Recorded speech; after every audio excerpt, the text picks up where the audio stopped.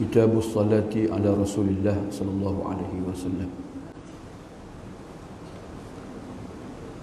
Tajuk pagi ni ialah himpunan hadis-hadis berkenaan dengan berselawat ke atas Rasulullah sallallahu alaihi wasallam. Tajuk sebelum ni ialah Kitab Hamdillah wa Syukrihi, yang telah dibaca minggu lepas oleh sahabat saya Ustaz Fadli.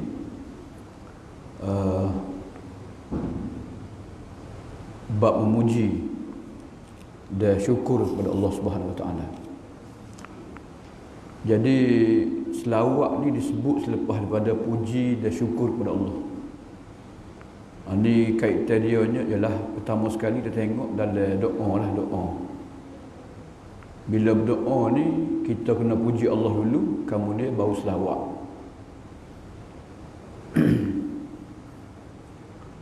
Kita akan baca hadis ni bagaimana Nabi SAW mendengar dan melihat seorang lelaki dia berdoa tanpa memuji Allah dan selawat kat atas Nabi. Nabi tegur dia lah. Nabi kata dia lorak ni. Lorak benar dia nak gimana?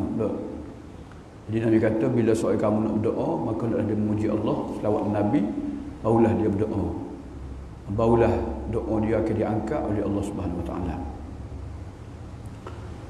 Kitabus salati ala Rasulillah. Sebenarnya tajuk selawat ni satu tajuk yang besar dah. Dia penting dah. Dia selawat juga menjadi amalan yang amalan yang sangat banyak dilakukan oleh kita lah. Baki lagi gapo dia, apakah maksud dan apakah makna selawat lah. Apa maksud selawat kat atas Rasulullah? Dia sebenarnya as-salah ni sembahyang pun solat. As-salah dari sininya bukan solat sembahyang dak, tapi selawat kat atas Rasulullah. Tapi perkataan sama je. Solat atas jenazah, solat juga. Solat ala Rasulillah, selawat juga dia. Solat sembahyang lah. Jadi solat ni maksud dia ialah doa dia. Jadi kita bersolat ni maksudnya kita berdoa untuk Rasulullah. Berdoa maksudnya kita minta rahmat supaya Allah bagi rahmat kepada Rasulullah. Dan selawat juga maksudnya puji. Ulaika alaihim salawatun min rabbihim. Kita puji dah. Kita minta supaya Tuhan puji dan menyebut nama Nabi. Dan selawat Rasulullah juga maksudnya istighfar. Innallaha wa malaikatahu yusalluna 'alan nabi. Sesungguhnya Allah dan para malaikat mereka berselawat. Malaikat berselawat ni maksudnya malaikat memohon keampunan untuk Nabi sallallahu alaihi wasallam.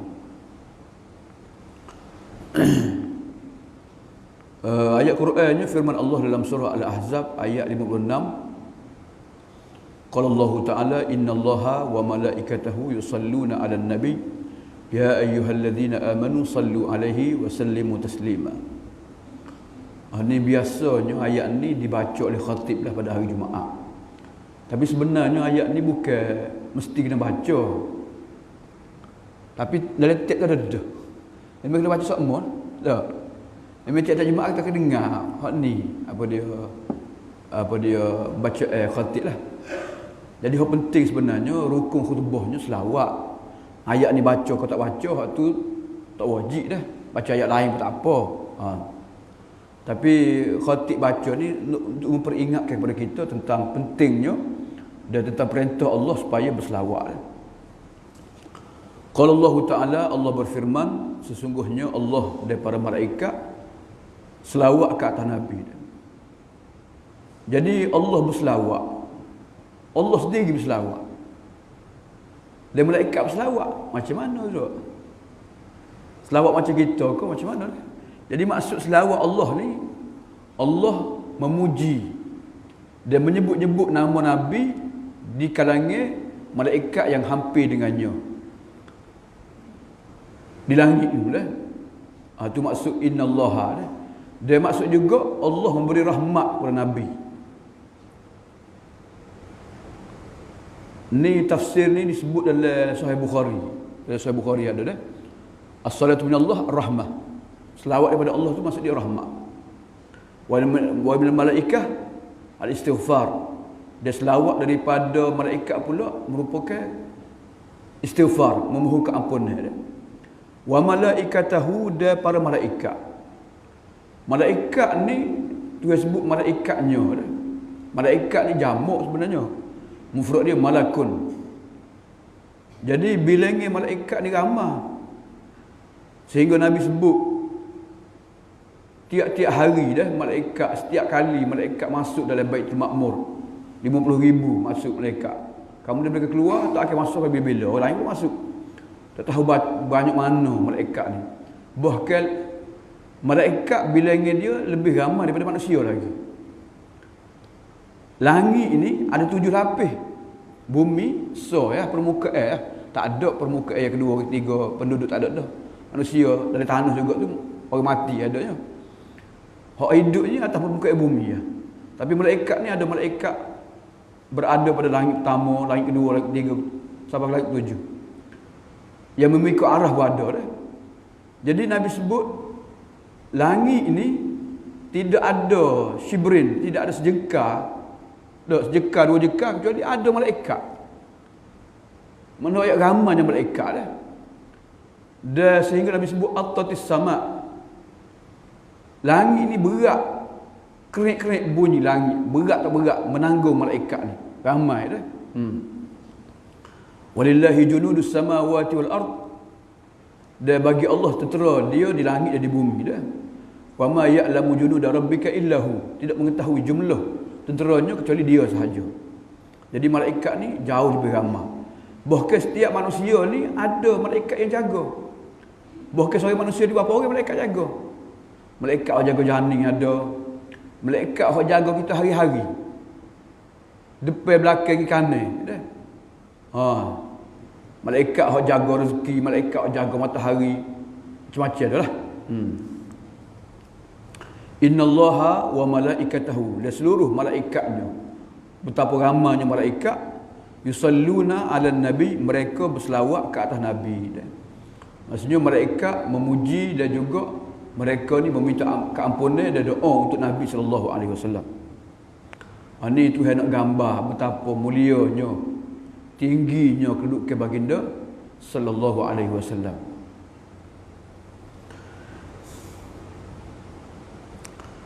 Ya ayyuhalladzina amanu sallu alaihi wa sallimu taslima.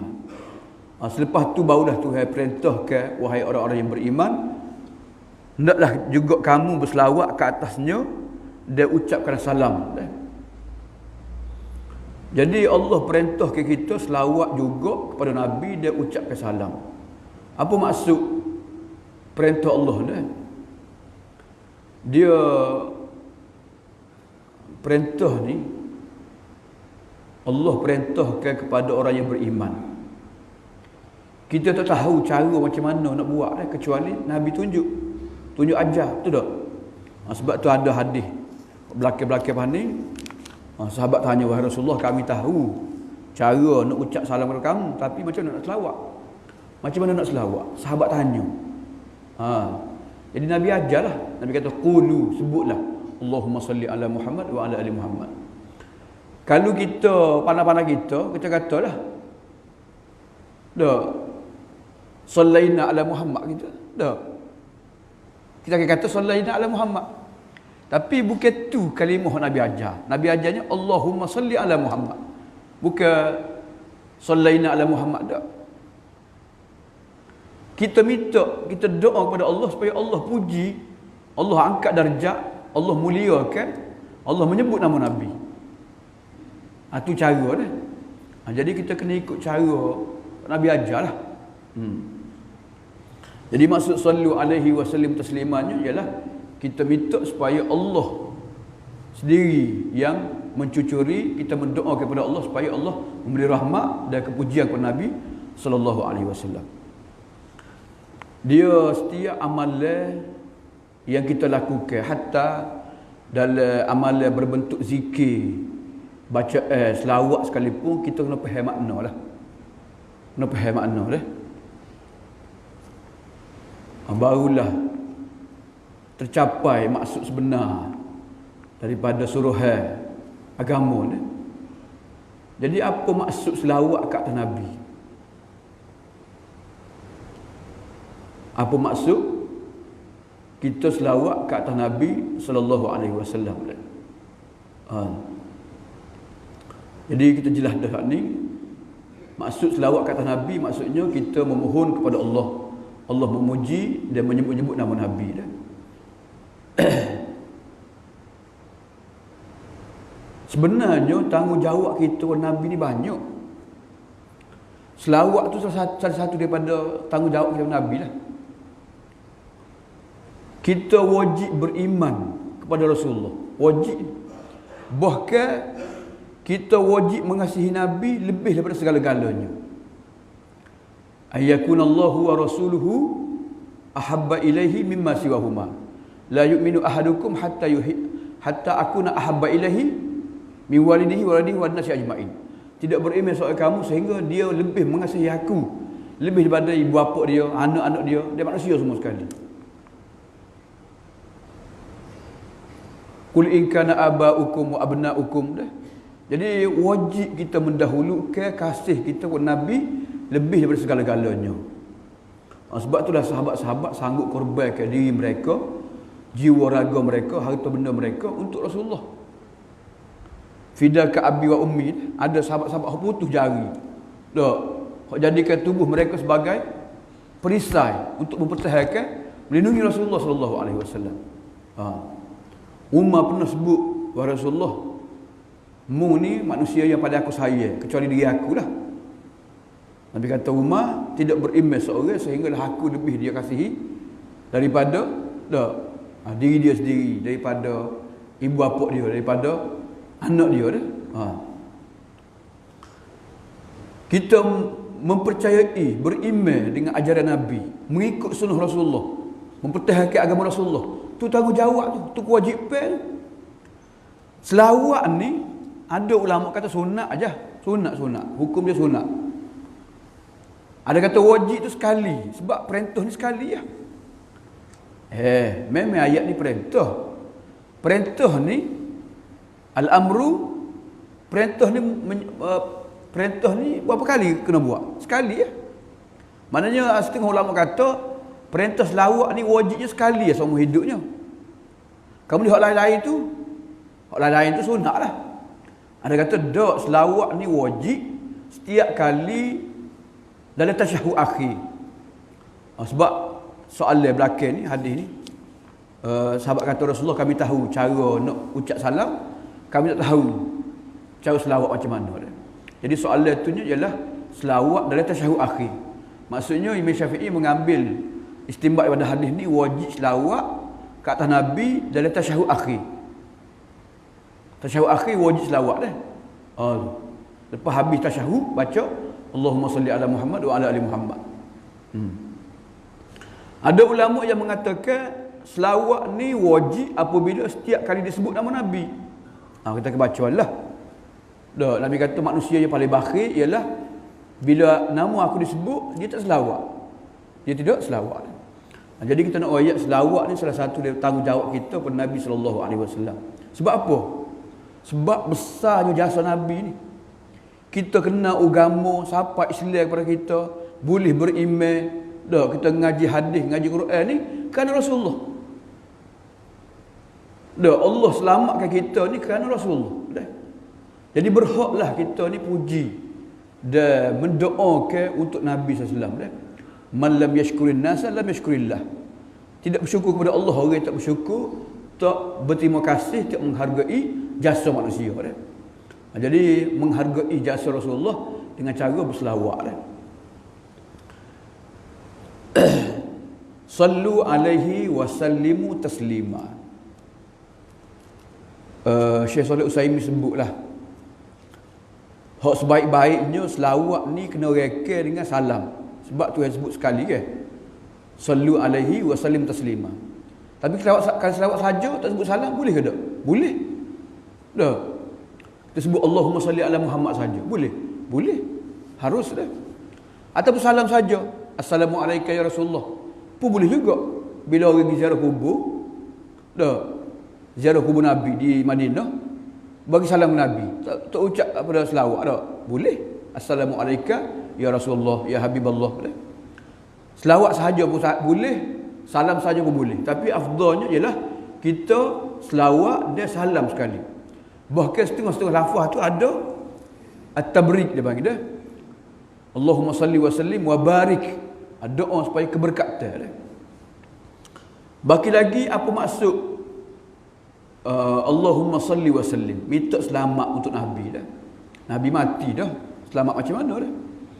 Jadi minta selamat untuk Nabi ni, salam untuk Nabi ni, sama ada salam tu penghormatan, salam juga kita mendoakan kesejahteraan Nabi dah. Kesejahteraan Nabi hayyan wa mayitan, waktu Nabi hidup, waktu Nabi mati dah. Dan kita juga mendoakan supaya bukan Nabi sahaja selamat, agama Nabi selamat, pengikut-pengikut Nabi selamat, keluarga Nabi pun selamat, ajaran Nabi pun selamat, agama Nabi pun selamat, selamat belaka dah. Nama Nabi pun selamat dah. Syekh Salih Utsaimin dia ceritalah macam mana Tuhan selamatkan jasad Nabi ni. Ada seorang khalifah dia mimpi dah, dia bermimpi dia berada di luar Madinah lah. Dia pusat pemerintahan dia bukan di Madinah. Waktu zaman Khalifah Ar-Rasyidin awal-awal dulu memang Madinah sebagai pusat khalifahnya. Tapi bila zaman Ali, zaman Khalifah selepas itu berpindah ke Kufah, ke Basrah semua sekali lah. Jadi ada seorang khalifah ni dia mimpi, dia bermimpi dia tengok dua orang lelaki sedang menggali lubang dalam kubur Rasulullah, nak lari jasad Nabi.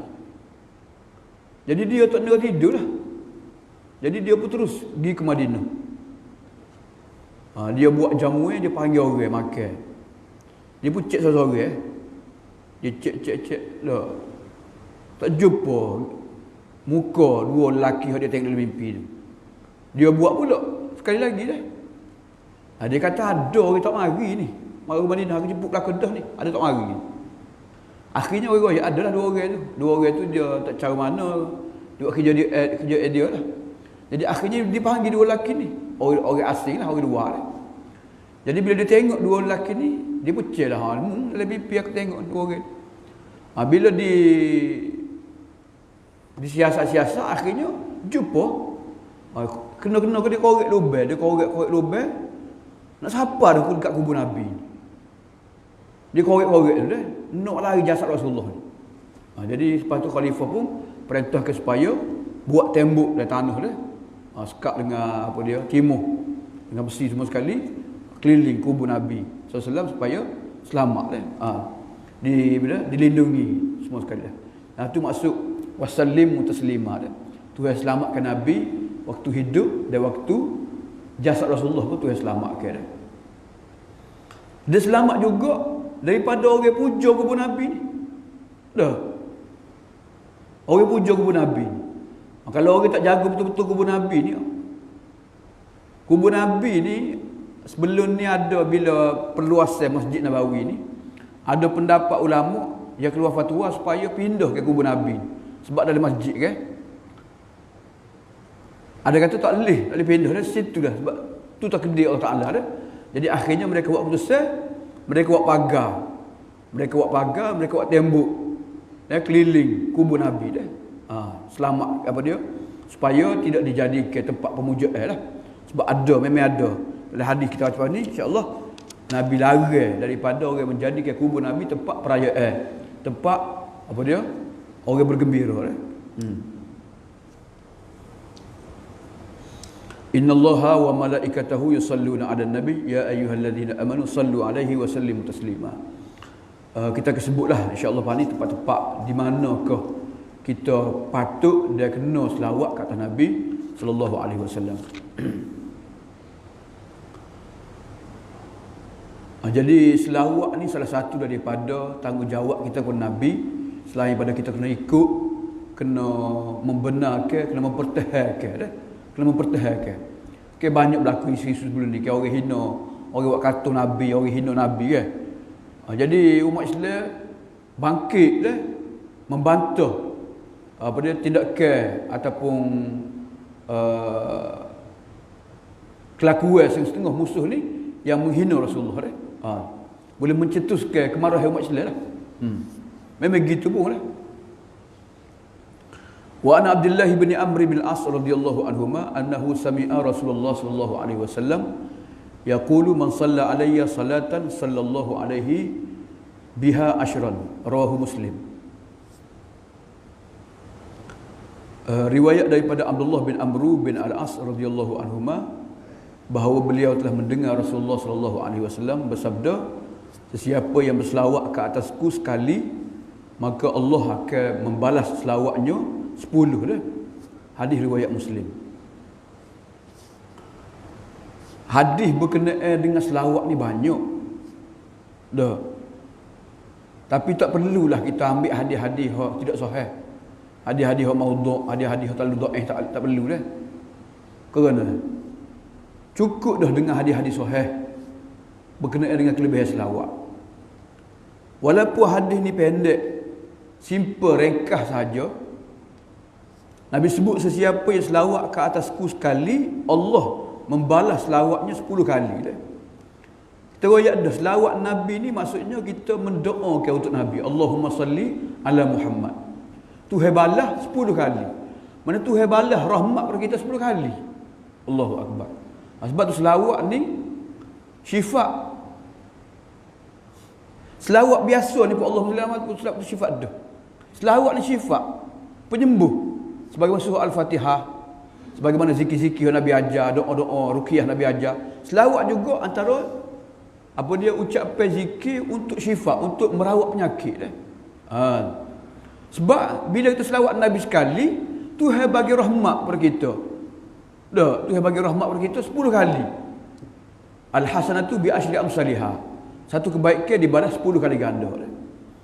Sebab itulah menjadi amalan yang dianjurkan kita ni memperbanyakkan selawat pagi-pagi, petang-petang pada kuat selawat 10 kali pagi, 10 kali petang sebagai apa dia amalan kita lah.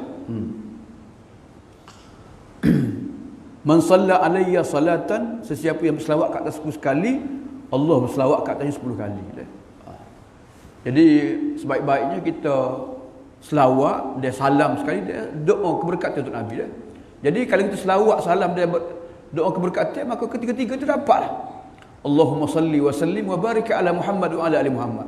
Maka kita dapat tiga-tiga sekali. Selawat pun dapat, salam pun dapat, berkat pun dapat. Tuhan balas balik dah. Sebab tu ada orang tulis lah, orang posting, orang buat post tak dari Facebook dia ke dia.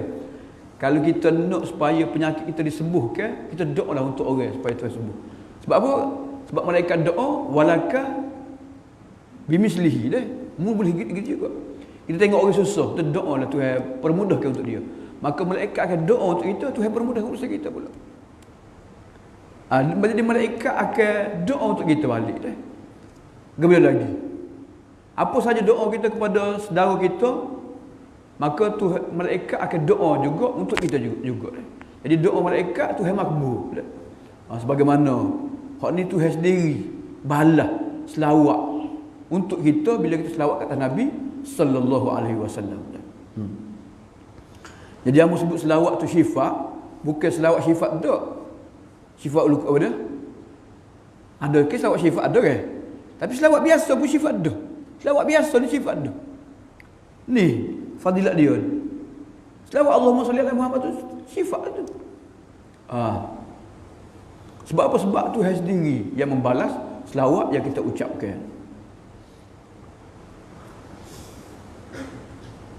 Wa an ibn Mas'ud radhiyallahu anhu anna Rasulullah sallallahu alaihi wasallam qala awlan nasi bi yaumal qiyamah aktsaruhum alayya salatan, rawahu Tirmizi wa qala haditsun hasan.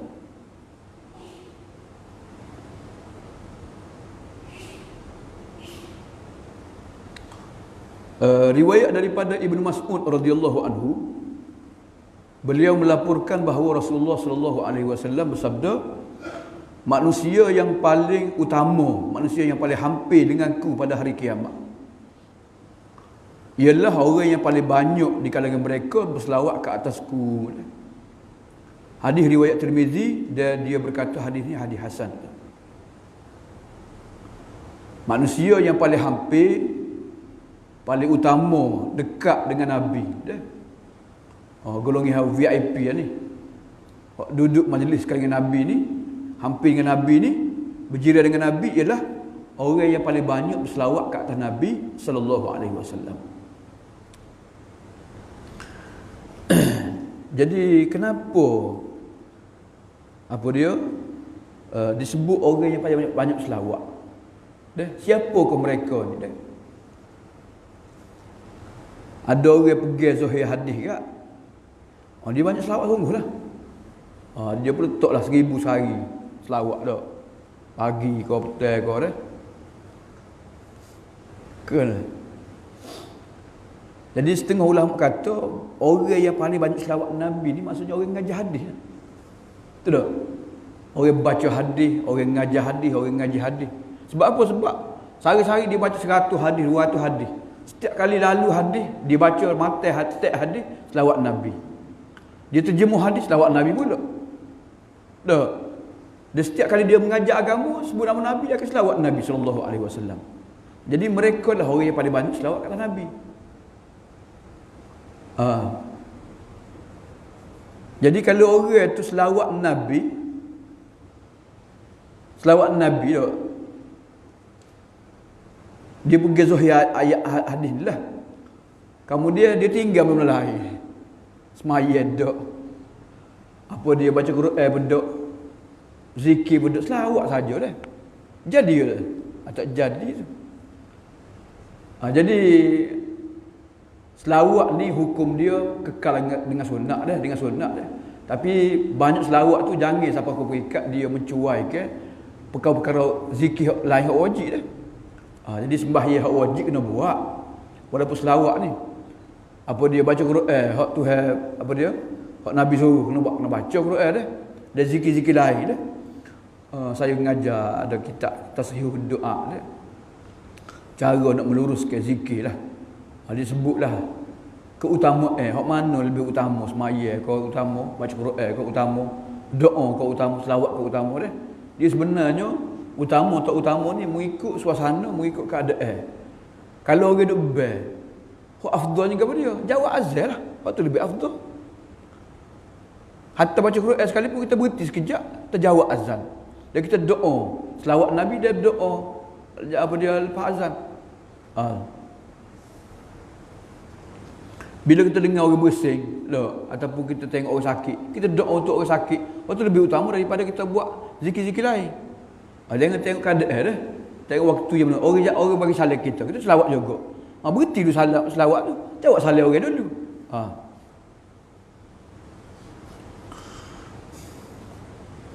Jadi hadis ni menunjukkan bahawasanya besarnya fadilat orang yang banyak selawat kat Nabi. Dan selawat kepada Nabi ni menunjukkan orang tu betapa kasihnya daripada Rasulullah dah. Dekat daripada Rasulullah dah. Ingat dia daripada Rasulullah lah. Jadi bukan selawat sajalah, selawat beserta dia ni mengikut dan mempelajari apa yang diajar oleh baginda sallallahu alaihi wasallam.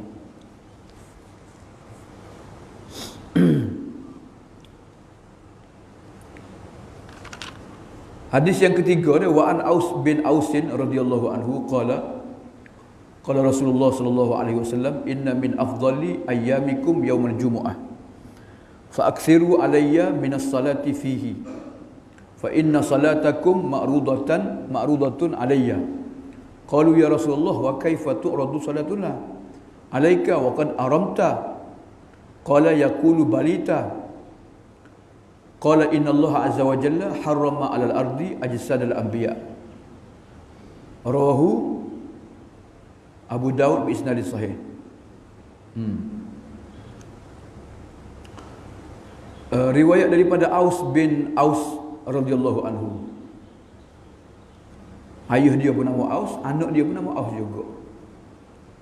Beliau berkata, sabda Rasulullah sallallahu alaihi wasallam, sesungguhnya hari kamu yang paling utama, paling baik ialah hari Jumaat.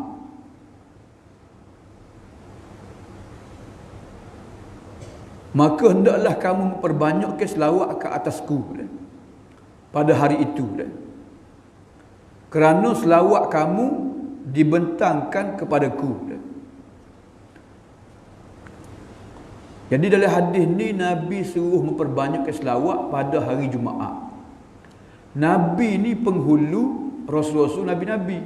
Hari Jumaat ni penghulu pada hari-hari. Jadi kita jadi ke selawat, banyak ke selawat pada hari Jumaat. Orang kita ni banyak selawat bila? Bulan Maulud. Betul tak? Bulan Rabiul Awal dia banyak selawat lah. Sebelum kau, selepas kau, dah, ataupun dekat-dekat kau, dah. Oh, tu banyak benar selawat tu. Hari-hari selawat dia. Jadi Nabi suruh banyak ke selawat ni bila? Iaitu pada hari Jumaat. Hari-hari biasa pun selawat dah banyak dah selawat. Dia sebut Nabi sebut lagi ni. Orang yang paling hampir dengan Nabi banyak selawat kan. Hari-hari pun banyak selawatnya, tapi lebih-lebih lagi pada hari Jumaat. Pada hari Jumaat dah.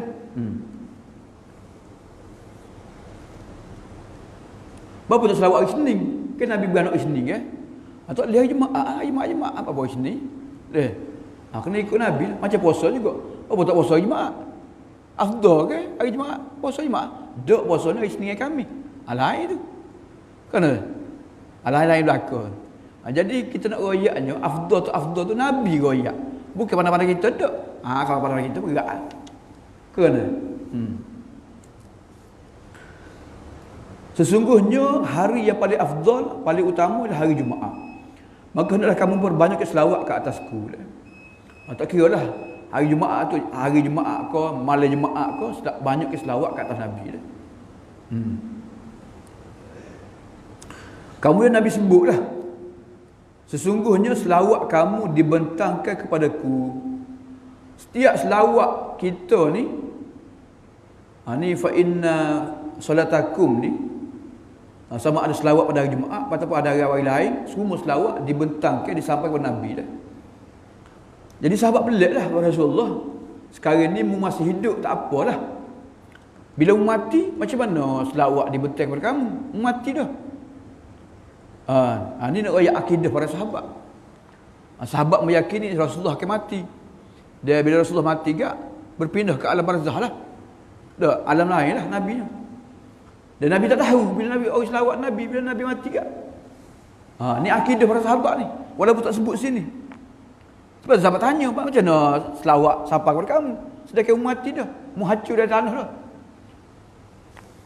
Qalu ya Rasulullah, wa kaifa tu'radu salatuna alaika wa qad aramta? Bagaimana selawat boleh dibentang kepada kamu sedangkan kamu telah lumak hancur dah. Dari tanah tu. Luluh dah. Orang mati biasalah. Biasa. Maka Nabi jawab, dak dah. Walaupun aku ni mati, tapi jasad aku tak hancur dah. Bumi tak makan jasad Nabi ni. Innallaha azza wa jalla, sesungguhnya Allah azza wa jalla mengharamkan bumi ke atas jasad para Nabi. Maksudnya jasad para Nabi ni kekal dah, selamat, terpelihara dah. Sampai hari kiamat. Mana tak hancur lah. Begitu juga jasad orang mati syahid dah.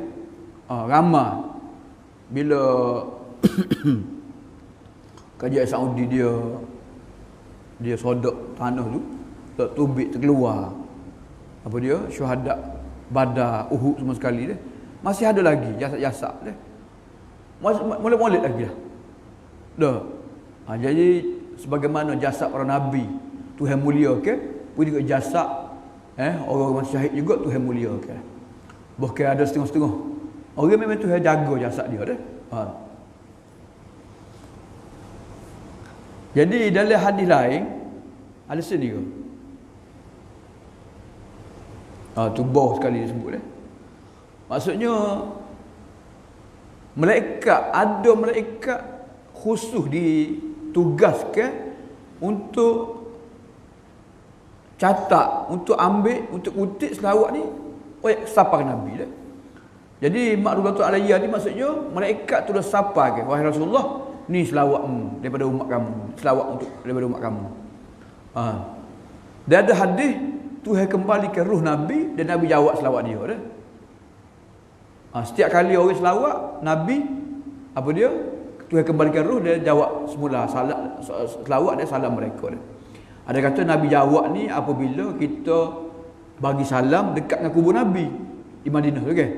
Bila kita pergi Masjid Nabawi, kita disunat ke ziarah kubur Nabi, maka waktu itu Tuhan kembalikan ruh Nabi untuk menjawab selawat dan salam kita lah. Jadi hak biasa-biasa ni, maka malaikat sampai ke selawat sebut pada Rasulullah lah. Tu berdasarkan nas lah tu, berdasarkan hadis lah, bukan pandai-pandai kita duduk lah. Tu hak dalam hadis sebut Allah kembalikan ruh Nabi, Nabi jawab, kemudian malaikat sapa dah. Kedua-dua nas tu ada dah, disebut jelas dalam hadis.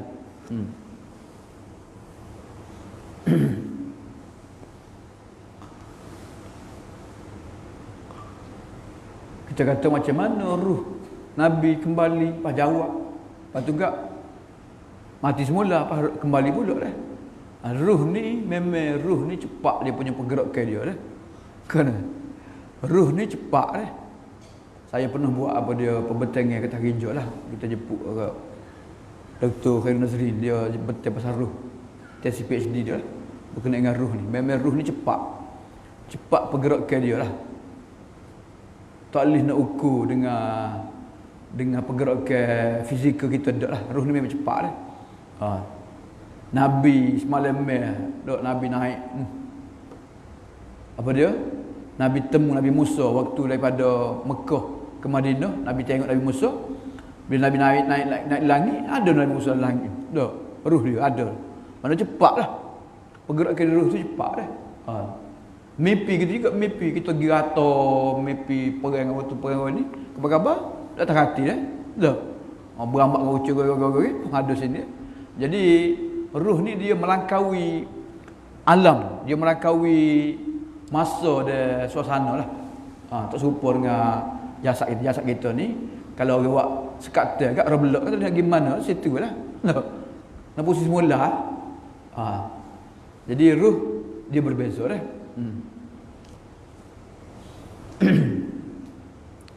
Wa an Abi Hurairah radhiyallahu anhu qala Rasulullah sallallahu alaihi wasallam ragima anfu rajulin dzukirtu indahu falam yusalli alayya. Rawahu Tirmizi wa qala hadithun hasan. Ini hadis ni orang pendapat yang mengatakan wajib selawat setiap kali disebut nama Nabi dah. Daripada Abu Hurairah radhiyallahu anhu, beliau berkata sabda Rasulullah sallallahu alaihi wasallam, hinalah hidung seorang lelaki dah. Ragima, ropong dia, ropong. Roponglah hidung seorang lelaki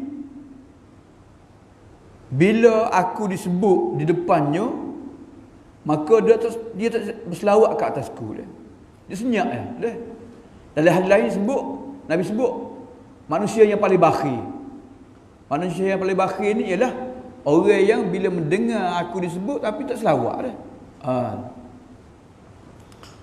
Jadi ulama buat persoalan lah. Adakah kita kena selawat pada Nabi setiap kali nama-nama dia disebut? Dah. Contoh majlis lah, tengah masjid kita mengajar, 40 minit kita mengajar dak. Dia sebut apa kali nama Nabi ni banyak kali ni. Sebut hadis Nabi apa kali dak. Kita terjemah hadis pula, tersebut Nabi dah. Jadi adakah setiap kali nama Nabi sebut ni selawat ataupun cukup sekali? Tadi majlis sekali selawat sudah madai dah dah. Jadi dua-dua pendapat tu adalah.